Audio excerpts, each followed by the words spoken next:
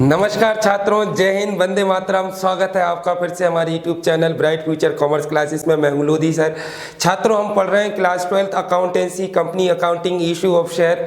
अभी तक हमारा चैप्टर नहीं हो चुका है 3 वीडियो में। अभी लास्ट वीडियो है बेटा, ये चैप्टर आज 100% कंप्लीट हो जाएगा आपका। कुछ ही टॉपिक रिमेन है, तो वीडियो में बने रहिएगा। चलिए स्टार्ट करते हैं इसका लास्ट पार्ट इस चैप्टर का। अगर आपने पिछले 3 पार्ट्स इस चैप्टर के नहीं देखे हैं, issue of share, company accounting के, तो बेटा इस वीडियो के डिस्क्रिप्शन में जाकर आप लिंक देख सकते हैं और अपना प्रिपरेशन कर सकते हैं। तो चलिए स्टार्ट करते हैं। तो बेटा वैसे तो हम कंपनी का फंडामेंटल पढ़ चुके हैं। व्हाट इज कंपनी, कंपनी के टाइप्स, कंपनी की कैरेक्टरिस्टिक्स। हमने ये भी पढ़ लिया what is share capital, what is authorise capital और types of share capital.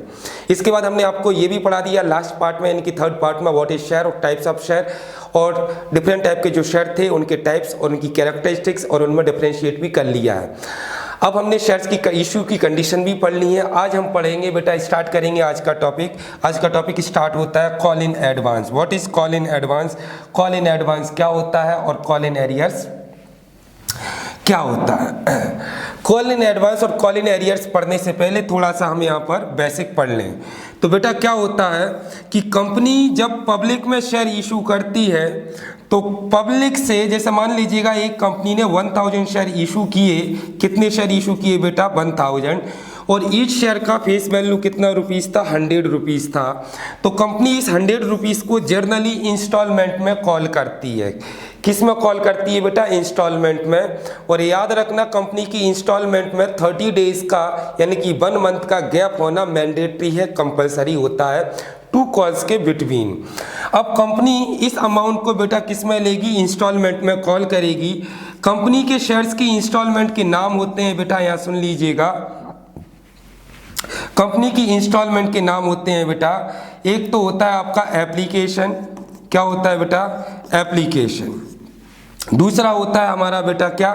Application के बाद अलॉटमेंट। क्या होता है? अलॉटमेंट। क्या होता है? अलॉटमेंट। तीसरा होता है हमारा फर्स्ट कॉल। क्या होता है? First call. इसके बाद हो सकता है हमारा सेकंड कॉल और फाइनल कॉल भी हो सकता है। थर्ड, फिफ्थ टाइम मांगेगी, नेक्स्ट मांगेगी तो हम क्या कह देंगे बेटा? थर्ड कॉल कह देंगे। फोर्थ टाइम जाएगा तो फोर्थ कॉल कहेंगे। लास्ट टाइम मांगेगा तो क्या कहेंगे? लास्ट कॉल कहेंगे। अब ये इंस्टॉलमेंट है बेटा। क्या है? इंस्टॉलमेंट है। अब इस इंस्टॉलमेंट को कॉल करने का कंपनी का एक अपना स्पेसिफिक डेट होता है। कंपनी अपनी मर्जी से इस इंस्टॉलमेंट का डेट डिसाइड कर देती है। अब क्या होता है, सपोज करिएगा एप्लीकेशन की डेट है 1 जुलाई और अलॉटमेंट की डेट है 1 सितंबर और फर्स्ट कॉल की डेट है 31 दिसंबर। मान लीजिएगा ये ड्यू डेट पेमेंट करने की, शेयर होल्डर ने शेयर सब्सक्राइब किए। तो क्या होता है बेटा, पहले शेयर होल्डर ने एप्लीकेशन सबमिट किए। क्या करने के लिए? शेयर्स को सब्सक्राइब करने के लिए, शेयर्स को खरीदने के लिए कंपनी को क्या दे दिए बेटा? एप्लीकेशन दे दिए। फिर कंपनी शेयर होल्डर्स के एप्लीकेशन का स्क्रूटनी करता है और फिर शेयर होल्डर्स को एक स्पेसिफिक ड्यूरेशन में क्या दे देता है? शेयर्स को अलॉट कर देता है। उसी को हम क्या कहते हैं? अलॉटमेंट कहते हैं। अब क्या होता है कि इस 100 रुपीस को कंपनी ने कुछ पैसा तो एडवांस कॉल कर लिया। मान लीजिएगा 100 में से 20 ले लिया किस पर? एप्लीकेशन पर ले लिया, और 30 ले लिया किस पर? अलॉटमेंट पर ले लिया। लेना है, सॉरी, डिसाइड कर लिया कि भाई ये तो हमने ले लिया एप्लीकेशन पर, आप पैसा कब लेंगे? सितंबर में लेंगे 30 रुपीस। और सपोज करिएगा 30 रुपीस ले लिया, लेंगे हम कब? दिसंबर में। और मान लीजिएगा फिर हम लेंगे मार्च में। कितना रुपीस? मान लीजिएगा कितना बचा हमारा? 20 रुपीस। अब क्या होता है, समटाइम्स कंपनी जब कोई शेयर होल्डर कंपनी का जो कॉल अप अमाउंट है इंस्टॉलमेंट का पेमेंट बिफोर ड्यू डेट पे कर दे, यानी कि शेयर होल्डर को पेमेंट देना था फर्स्ट कॉल पर, लेकिन शेयर होल्डर ने पेमेंट दे दिया किस पर बेटा? अलॉटमेंट पर। तो वो बेटा क्या कहलाएगी? यस, वो बेटा कहलाएगी कॉल इन एडवांस। एडवांस का मतलब पहले दे देना पैसे। तो अगर कोई शेयर होल्डर अपना फर्स्ट कॉल का पेमेंट अलॉटमेंट के साथ दे दे या सेकंड कॉल का पेमेंट फर्स्ट कॉल के साथ दे दे, तो बेटा वो क्या हो गया? कॉल इन एडवांस हो गया। फिर कॉल इन एरियर्स। एरियर्स का मतलब क्या होता है? बाकी।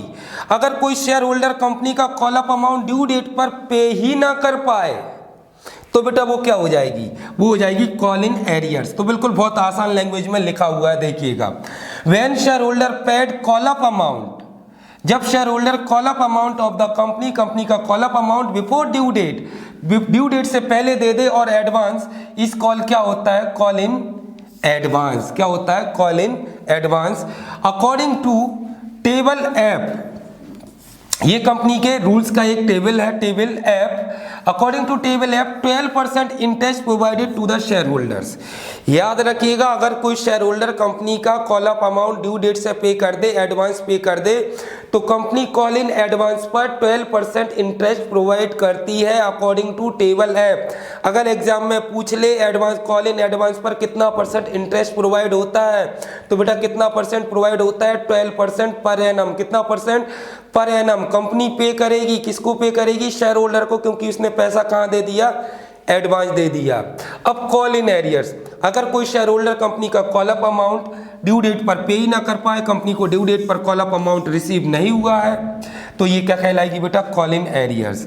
अब कंपनी कहती है कि भाई आपने हमें एडवांस पैसा दिया तो हमने आपको 12% इंटरेस्ट दिया, तो अब कंपनी कहती है कि भाई हमारा भी एक रूल्स है, प्रोविजन है कि अगर आपने हमारा पेमेंट ड्यू डेट पर नहीं दिया है तो हम भी आप पर इंटरेस्ट चार्ज करेंगे, वो भी कितना परसेंट बेटा, 10%। तो याद रखना, यहाँ पर मोस्ट इंपोर्टेंट एक्सरसाइज टाइप का क्वेश्चन, कॉल इन एडवांस पर 12% इंटरेस्ट प्रोवाइड होता है और कॉल इन एरियर्स पर 10% इंटरेस्ट चार्ज करती है कंपनी, किस पर, शेयर होल्डर्स पर।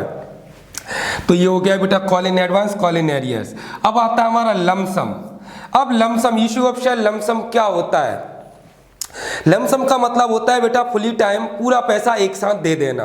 अभी यहाँ पर ध्यान दीजिएगा, मैंने आपको बताया कि कंपनी अपने शेयर्स का अमाउंट किस में कॉल करता है, इंस्टॉलमेंट में। किस में कॉल करता है, इंस्टॉलमेंट में, यानी कि किस्तों में। इंस्टॉलमेंट के नाम है application, allotment, first call, second call, और भी हो सकती है थर्ड कॉल या फाइनल कॉल। अब क्या होता है कि कंपनी, जब कोई शेयर होल्डर या कंपनी, जब कंपनी अपना इशू शेयर का फुली अमाउंट बेटा किसके साथ रिसीव कर ले, एप्लीकेशन के साथ रिसीव कर ले वन टाइम, तो उसे हम क्या कहते हैं बेटा, लमसम कहते हैं। तो यहाँ पर लिखा हुआ है when amount payable on share is receive in full on application, जब कंपनी को पूरा का पूरा अमाउंट एप्लीकेशन के साथ रिसीव हो जाए तो बेटा वो क्या कहलाता है, लमसम। इन सच कंडीशन इस कंडीशन में फॉलोइंग एंट्री होती है, ये वाली एंट्री होती है। क्या होती है, bank account debit share to share holders account being share holder shares money receive in lump sum. तो ये बेटा क्या हो गया, issue of share at lump sum. अगला हमारा क्वेश्चन आता है बेटा, issue of share for other consideration other than cash. तो देखिएगा ये टॉपिक भी इंपॉर्टेंट है, अच्छे से समझ लीजिएगा ये क्या होता है, issue of share other than cash क्या होता है। आप अच्छे से जानते हैं, जनरली जब कंपनी पब्लिक में शेयर इशू करती है तो पब्लिक कंपनी को शेयर्स कैपिटल देती है। कैपिटल किस फॉर्म में देती है बेटा, कैश के फॉर्म में देती है। कैश मतलब नगद पैसा। ये क्वेश्चन कह रहा है issue of share for consideration other than cash sorry. अब ये क्वेश्चन कह रहा है कि कंपनी शेयर्स तो इशू कर रही है लेकिन किसके अलावा, कैश के अलावा, यानी कि कंपनी को क्या नहीं मिलेगा बेटा, कैश नहीं मिलेगा। तो अब ऐसी क्या कंडीशन है कि कंपनी शेयर तो इशू नहीं कर रही लेकिन बदले में क्या नहीं ले रही, इशू तो कर रही है लेकिन बदले में कैश नहीं ले रही है। तो वो क्या होता है वो हम आपको अभी समझा रहे हैं, फिलहाल में अपन डिटेल पढ़ते हैं।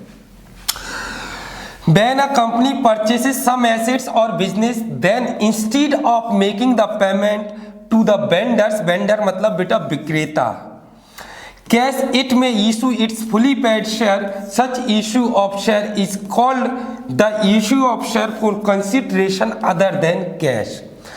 जब कोई कंपनी कोई एसेट्स खरीदती है या कोई बिजनेस खरीदती है, किससे बेटा, वेंडर से, विक्रेता से, तो उसका पेमेंट कैश में करने की बजाय, instead of making the payment, उसका पेमेंट वेंडर को कैश में करने की बजाय किसके थ्रू कर देती है बेटा, शेयर्स के थ्रू। तो वो क्या कहलाता है, issue of share other than cash.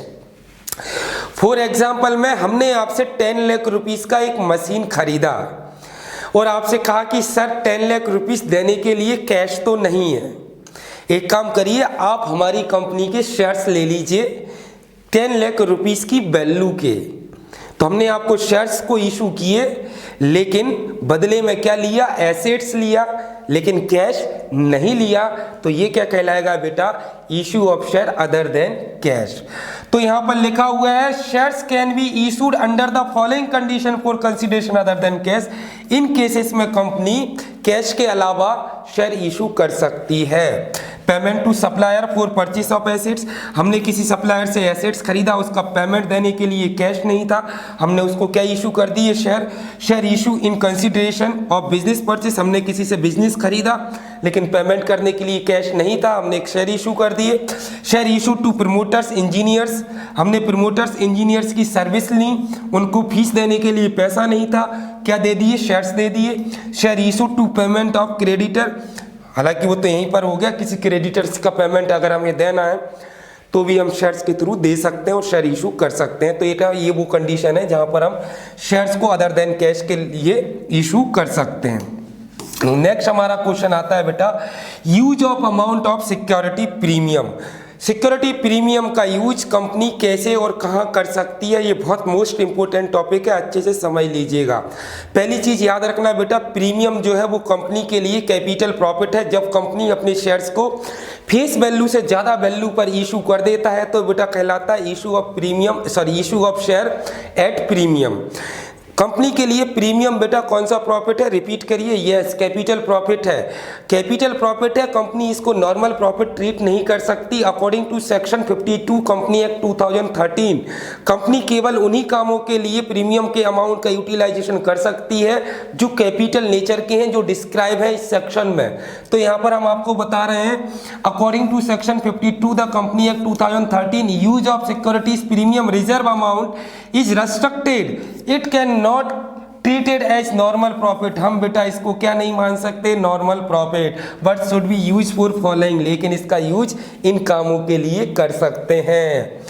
For writing of the preliminary expenses of the company. Preliminary expenses क्या होते हैं जानते हैं, कंपनी को स्टार्ट करने में जो खर्च होता है बेटा वो प्रीलिमिनरी एक्सपेंसेस होता है। उन इन एक्सपेंसेस का पेमेंट करने के लिए हम क्या कर सकते हैं, प्रीमियम की अमाउंट का यूटिलाइजेशन कर सकते हैं। For writing the expenses commission और डिस्काउंट, अगर हमें किसी को डिस्काउंट देना है, कमीशन देना है या कोई कैपिटल एक्सपेंसेस हो जाए तो उसका पेमेंट करने के लिए भी सिक्योरिटी प्रीमियम का यूटिलाइजेशन कर सकते हैं। For payment of bonus share to the share holder, share holders को अगर बोनस देना है तो भी हम इसका यूज कर सकते हैं। To buy back its own share, जब कंपनी सेक्शन 68, ये पॉइंट याद रखना, कंपनी अपने शेयर्स को बाय बैक मतलब कंपनी ने पहले शेयर होल्डर को शेयर इशू कर दिए और फिर शेयर होल्डर्स के शेयर्स खुद ने ही खरीद लिए वापस, तो उसे हम क्या कहते हैं बेटा, बाय बैक। इसका प्रोविजन कहाँ गिवन है बाय बैक का, कंपनी एक्ट 2013 सेक्शन 68 के अंडर कंपनी अपने खुद के शेयर्स को वापस खरीद सकती है, उसको हम क्या कहते हैं, बाय बैक। और खरीदने के लिए पैसा ना हो तो कंपनी प्रीमियम की अमाउंट का यूटिलाइजेशन कर सकती है। For redemption of redeemable preference share, अगर प्रेफरेंस शेयर का कैपिटल हमें वापस करना है तो भी हमें इस सिक्योरिटी प्रीमियम रिजर्व अमाउंट का हम यूटिलाइजेशन कर सकते हैं। बाकी ये टॉपिक आपको क्लियर हो गया होगा, बस इतना याद रखना, प्रीमियम कंपनी के लिए कैपिटल प्रॉफिट है, इसकी एंट्री कहाँ होती है, क्रेडिट साइड होती है, अलॉटमेंट की ड्यू की एंट्री के साथ। किसके साथ चार्ज होता है प्रीमियम बेटा, अलॉटमेंट के साथ। कौन सी side, credit side. Balance sheet में हम इसे इक्विटी एंड रिजर्व के साथ, रिजर्व एंड सरप्लस और इक्विटी वाले कॉलम में क्या करते हैं, लाइबिलिटीज एंड इक्विटी वाले कॉलम में डिस्क्लोज करते हैं, किसको, सिक्योरिटी प्रीमियम रिजर्व अकाउंट को। और कंपनी इसको नॉर्मल प्रॉपर्टी ट्रीट नहीं कर सकती, इन सब कामों के लिए इसके अमाउंट का यूटिलाइजेशन किया जा सकता है। नेक्स्ट हमारा बेटा टॉपिक आता है difference between share and stock. दरअसल शेयर क्या है, small units of authorise capital है, और स्टॉक भी शेयर ही है। जब शेयर्स फुली पेड हो जाते हैं बेटा तो वो क्या बन जाता है, स्टॉक बन जाता है। तो एग्जाम के लिए हम इनमें डिफरेंशिएट कर रहे हैं। फेस वैल्यू क्या है, पहला पॉइंट हमारा फेस वैल्यू, तो लिखा हुआ है every share has face value, हर एक शेयर का क्या होता है, एक अंकित मूल्य होता है, फेस वैल्यू होता है। Stock do not have face value, stock का कोई फेस वैल्यू नहीं होता। Fully paid, value of share is not fully paid, shares का फुली पेड नहीं होता, स्टॉक का फुली पेड होता है। ऑलवेज, कभी भी ये यूनिट में पेड नहीं होता। Transferability, share is transferred at full value, shares को हम फुल वैल्यू में ट्रांसफर कर सकते हैं, लेकिन इसको हम ट्रांसफर कैसे करते हैं, पार्ट में। Member, every share holder company का मेंबर होता है, लेकिन स्टॉक होल्डर जरूरी नहीं कंपनी का कौन हो बेटा, मेंबर हो। रजिस्ट्रेशन, शेयर ऑलवेज रजिस्टर्ड होते हैं, लेकिन स्टॉक का रजिस्टर्ड होना कंपलसरी नहीं होता। ये हो गया difference between share and stock. Next हमारा क्वेश्चन आता है बेटा difference between over subscription and under subscription. अब पहले हम ओवर सब्सक्रिप्शन का मीनिंग समझेंगे, फिर हम उसमें डिफरेंशिएट करने वाले हैं। क्या होता है बेटा, जब कंपनी पब्लिक में शेयर इशू करती है तो पब्लिक में प्रोस्पेक्टस इशू करती है। पब्लिक प्रोस्पेक्टस के बेसिस पर कंपनी को एप्लीकेशन देती है शेयर्स को सब्सक्राइब करने के लिए, खरीदने के लिए। अब क्या होता है, सपोज करिएगा एक कंपनी के पास शेयर सिर्फ कितने हैं, 40,000 शेयर्स है, एक शेयर्स की कीमत 100 रुपीस है। कंपनी ने कितने शेयर इशू किए, 40,000, लेकिन सपोज करिएगा सब्सक्राइबर आ गए 50,000 शेयर्स खरीदने वाले। एप्लीकेशन इशूड शेयर से कम मिले कि ज़्यादा, बेटा ज़्यादा मिल गए तो इसे हम क्या कहेंगे, ओवर सब्सक्रिप्शन। ओवर का मतलब ही होता है ज़्यादा। जब कंपनी को इशूड शेयर से मोर एप्लीकेशन रिसीव हो जाए तो ओवर सब्सक्रिप्शन। अब कंपनी ने इशू तो किए शेयर 40,000, लेकिन एप्लीकेशन मिले 30,000, कम मिले बेटा, तो इसे क्या कहेंगे, अंडर सब्सक्रिप्शन। अब इनमें हम डिफरेंशिएट कर लेते हैं। Application receive are more than require, जितनी जरूरत थी उससे ज़्यादा मिल गया और ये जरूरत से कम मिल गया, तो ये क्या हो गया, under subscription. Allotment of share, allotment of share, तो pro rata allotment is made in this case. अगर ओवर सब्सक्रिप्शन है तो कंपनी अलॉटमेंट का कौन सा मेथड यूज करेगी बेटा, प्रोराटा बेसिस मेथड यूज करेगी। कौन सा मेथड, प्रोराटा बेसिस। अब इसके बाद अगर अंडर सब्सक्रिप्शन है तो कोई मैटर ही नहीं है, फुल अलॉटमेंट कर देगी, प्रोराटा यूज करने की कोई ज़रूरत नहीं है। प्रॉब्लम ऑफ मिनिमम सब्सक्रिप्शन, यहाँ पर ओवर है तो मिनिमम सब्सक्रिप्शन की कोई प्रॉब्लम नहीं है, और यहाँ पर मिनिमम सब्सक्रिप्शन की प्रॉब्लम होगी।